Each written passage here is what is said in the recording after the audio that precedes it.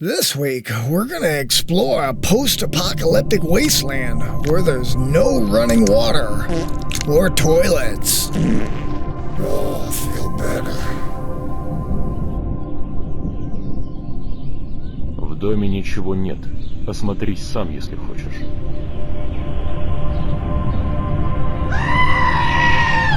What the heck?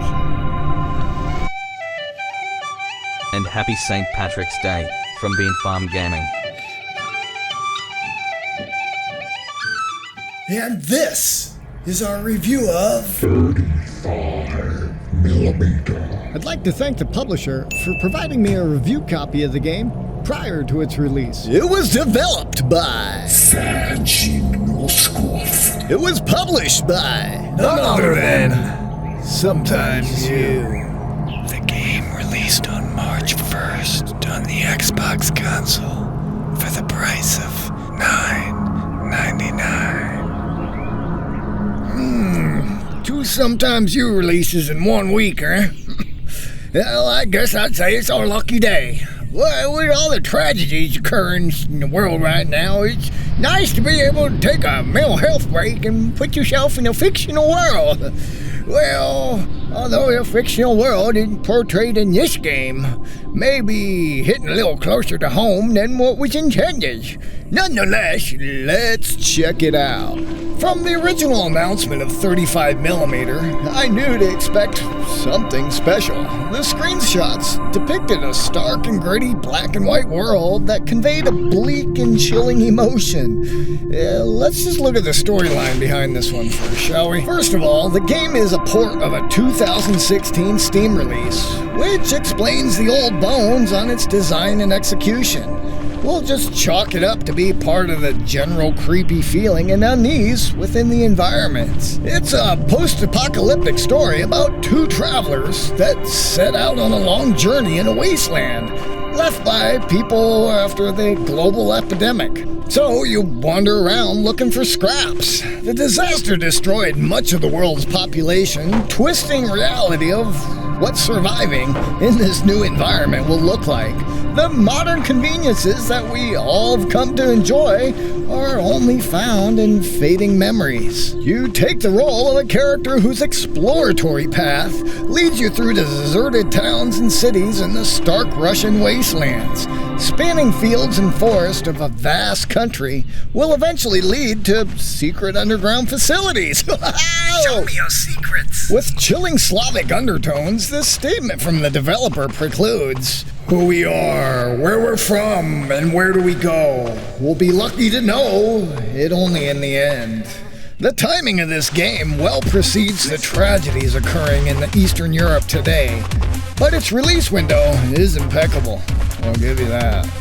This exploratory adventure story allows you to experience the static environment as you explore a number of interesting locations in post-apocalyptic Russia, filled with a variety of items and secrets. And you know all too well I like them secrets! Show me some secrets! Throughout your journey, you'll discover and collect various supplies, food, batteries, and weapons.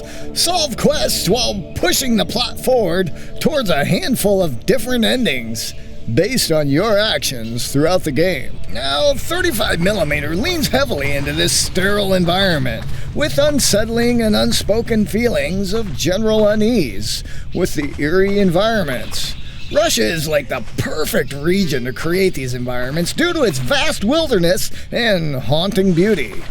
Furthermore, its secretive waves have created a perfect blend of intrigue and distrust. 35mm captures these emotions well in its dank and unusual gameplay. Walking simulator? Sure. Eerie and creepy? Oh yeah. Developed by Sergey Noskov, you'll immediately draw similarities between this and his previously released title, In Rays of Light. I'll put a link to that video right up here. The game was a part of walking simulator, part puzzle, shooter, and horror game. These genres blend well together to create a haunting look at reality that's wildly fictional, but hits a little close to home, don't you think? Now, getting turned around and walking in the wrong direction is par for course in most walking simulators, but 35mm felt almost directionless with its minimalistic explanation of let's search for some supplies and just survive, huh? It ended up feeling more like a chore to play than a thrill ride or a creep show. The aging architecture here and short draw distances made me want to start making comparisons to like Silent Hill on the PS1, or take your pick from any N64 title hiding its drawing pop-ups in the fog. Now, I'm not necessarily steering anybody away from 35mm, as it does a great job of pulling you through the emotionally based storyline. It just may not be fast-paced enough for players coming off of something like Dying Light, which it's still a worthwhile journey to stumble through, and we gave it 3 beans out of 5. Yeah, well, that wraps up that review right there. Here's some notes I took. Where I put the keys to the truck.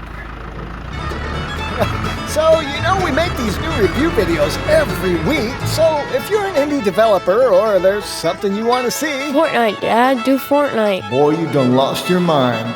Let us know your thoughts and recommendations in the comments down below. Be sure to visit again next week As we continue to take humorous stabs at some of the industry's new and upcoming titles. Would you like to run an idle cafe? Stay safe out there.